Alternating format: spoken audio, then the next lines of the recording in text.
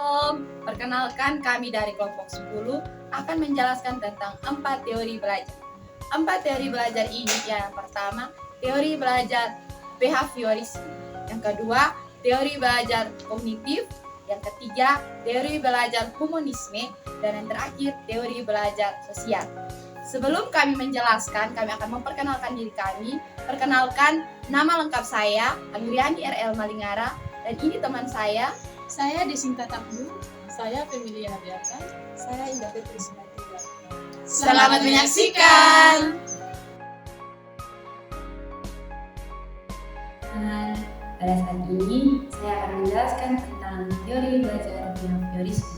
Teman-teman, teori belajar behaviorisme ini awalnya dicetuskan oleh Nathaniel Algage dan David J. Berliner. Kemudian, teori ini dikembangkan menjadi aliran psikologi pendidikan. Nah, teman-teman, teori belajar behaviorisme atau teori belajar behavioristik ini adalah perubahan tingkah laku sebagai akibat dari adanya interaksi antara stimulus dan respon. Teman-teman, teori behaviorisme atau teori belajar behavioristik ini sering disebut sebagai SR.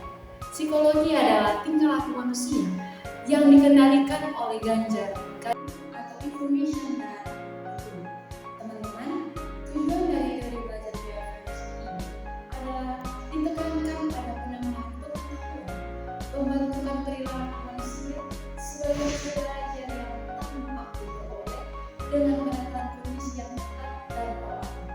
Dengan demikian, dalam tingkah laku belajar terdapat jalinan yang erat antara reaksi-reaksi behaviorisme dengan stimulusnya. Pertama ialah tokoh Ivan Petrovich Pavlov. Ivan Petrovich Pavlov merupakan ahli psikologi dari Rusia yang mengemukakan bahwa individu dapat dikendalikan dengan cara stimulus alami yang tepat untuk mendapatkan respon yang diinginkan. Sedangkan individu tidak sadar dikendalikan oleh stimulus yang berasal dari luar diri. Tokoh yang kedua ialah tokoh Edward Todinga. Dalam teori belajar behaviorisme, Edward Todinga melakukan hukum-hukum belajar seperti hukum kesiapan, hukum latihan, dan hukum akibat. Tokoh yang ketiga ialah tokoh John B. Watson.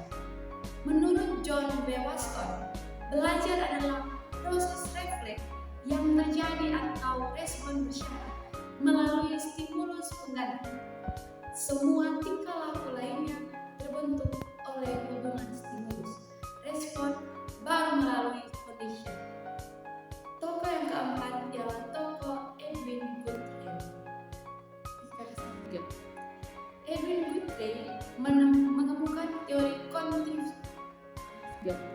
Edwin Guthrie mengemukakan teori kontinuitas yang memandang bahwa belajar merupakan kaitan asosiatif antara stimulus tertentu dan respon tertentu. Teman-teman, kita akan masuk dalam prinsip-prinsip teori belajar behaviorisme.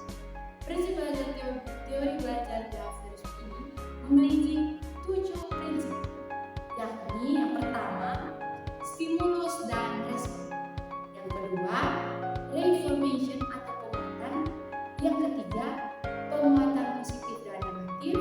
Dan yang keempat, penguatan primer dan sekunder. 3. Yang kelima, kesanggaran memberi penguatan. Yang keenam, pembentukan perilaku. Dan yang ketujuh, kegunaan. Nah, sekarang kita akan masuk pada pembahasan yang kedua, yaitu teori belajar dalam aliran kognitif. Ada 3 poin penting yang bisa saya rangkum dalam pembahasan kali ini. Namun sebelum itu, kita perlu tahu apa sih itu teori belajar kognitif. Teori belajar kognitif adalah teori yang lebih mementingkan proses belajar daripada hasil belajar itu sendiri. Nah, sekarang kita masuk dalam pembahasan 3 poin penting tersebut, yaitu prinsip umum teori belajar kognitif. Yang pertama, belajar merupakan aktivitas yang melibatkan proses berpikir yang sangat kompleks. Yang kedua, belajar merupakan proses internal yang mencakup ingatan, pengolahan informasi, emosi, dan aspek kejiwaan lainnya. Yang ketiga, belajar merupakan perubahan persepsi dan pemahaman yang tidak selalu terlihat sebagai tingkah laku yang nampak. Pandangan Brunner tentang teori belajar kognitif. Menurut Brunner, perkembangan kognitif seseorang dapat ditingkatkan dengan cara menyusun materi pelajaran dan menyajikan sesuai dengan tahap perkembangan orang tersebut. Kita masuk dalam pembahasan langkah-langkah pembelajaran menurut Piaget. Yang pertama, menentukan tujuan belajar. Contohnya, siswa dapat menjelaskan pengertian sistem tata surya. Yang kedua, memilih materi pembelajaran. Contohnya, materi yang dibawakan pada pagi hari ini adalah sistem tata surya. Yang ketiga, menentukan topik-topik yang dapat dipelajari secara aktif. Contohnya, tata surya, planet-planet yang ada dalam sistem tata surya.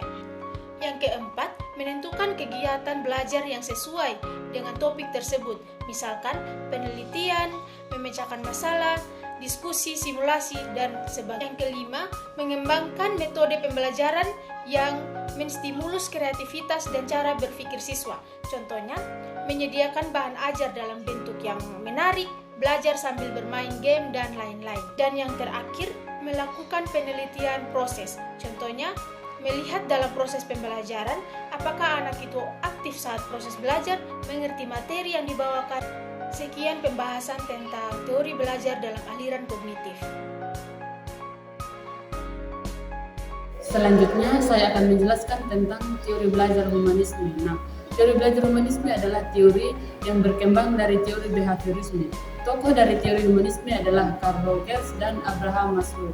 Teori humanis adalah metode pembelajaran yang fokus pada peserta didik yang bukan saja menghafal atau mengingat, tetapi belajar adalah suatu proses yang ditandai dengan adanya perubahan diri pada siswa tersebut. Dari proses belajar dapat ditunjukkan dalam berbagai bentuk, seperti sikap atau tingkah laku, keterampilan, kecakapan, kemampuan, dan penerimaan.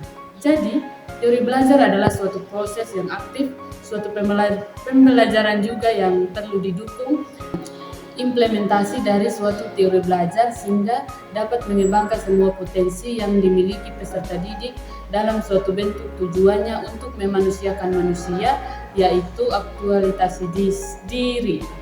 Adapun kriteria bentuk pendidikan humanisme yaitu yang pertama, tersedia fasilitas atau sarana prasarana yang memudahkan proses belajar mengajar. Artinya, harus tersedia berbagai macam bahan atau sumber pelajaran dari yang diperlukan. Yang kedua, peserta didik diberi kebebasan untuk menggerakkan di ruang kelas, bebas menyampaikan pendapat mereka, tidak larang berbicara dan berkaitan dengan materi pembelajaran, dan tidak dapat mengelompokkan atas belajar tingkah laku dan kecerdasan. Yang ketiga, terciptanya suasana kelas yang penuh kasih sayang, hangat, hormat, dan terbuka. Artinya, guru bersedia mengatakan keluhan peserta didik dengan aman dan mampu menjaga rahasia peserta didik. Yang keempat, jika ada masalah pribadi dengan peserta didik, guru menangani masalah tersebut dengan jalan berkomunikasi secara pribadi tanpa melibatkan suatu kelompok. Yang kelima, guru mengamati setiap proses belajar yang dilalui murid dengan membuat catatan dan penilaian secara individual. Dan yang keenam adalah guru menghargai kreativitas, mendorong presentasi, dan memberikan pelajaran belajar kepada peserta didik. Di sini saya akan menjelaskan tentang teori yang keempat, yaitu teori belajar sosial, dan saya mengambil dari pandangan para ahli, yaitu Albert Bandura. Menurut Albert Bandura, dalam buku Adolescence edisi yang ke-6 berpendapat bahwa teori belajar sosial atau social learning theory adalah pandangan psikolog yang menekankan tingkah laku, lingkungan, dan kognisi sebagai faktor utama dalam perkembangan anak.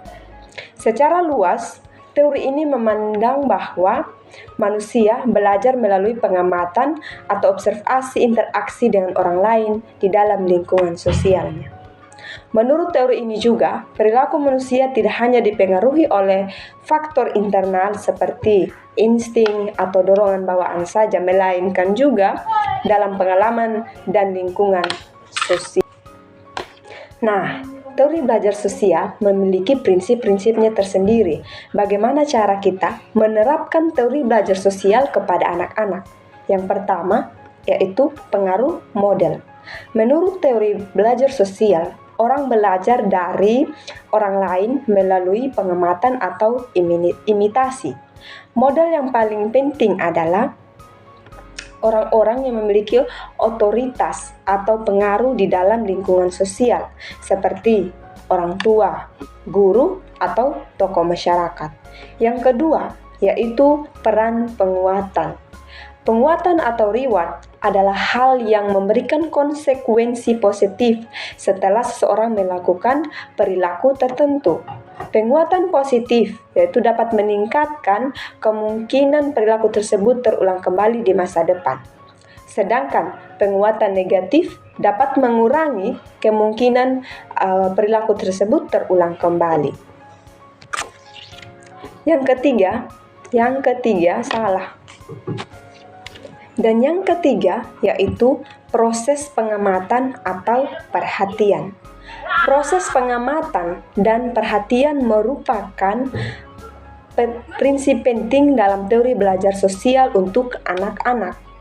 Menurut teori Bandura, seseorang hanya akan belajar dari model jika ia memperhatikan perilaku yang ditunjukkan oleh model tersebut.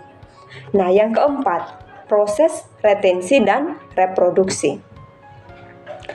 Setelah memperhatikan perilaku model, seseorang akan mempertahankan informasi tersebut di dalam memorinya. Yang keempat, proses retensi dan produksi. Setelah memperhatikan perilaku model, seorang anak akan mempertahankan informasi tersebut di dalam memorinya.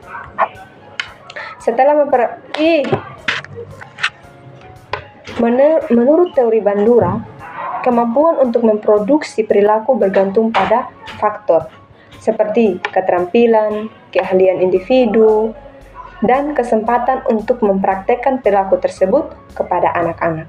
Yang kelima, yaitu motivasi dan dukungan, di mana motivasi dan dukungan ini merupakan faktor yang paling penting dalam membentuk perilaku manusia menurut teori belajar sosial kepada anak-anak.